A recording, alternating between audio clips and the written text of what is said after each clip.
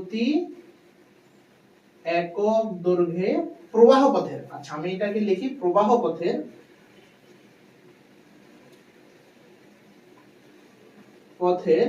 প্রতি একক দৈর্ঘ্যে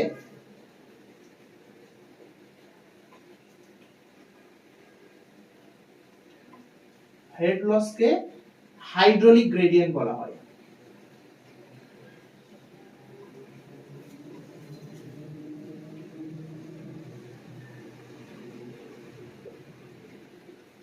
যেটাকে আমরা আই দ্বারা প্রকাশ করি।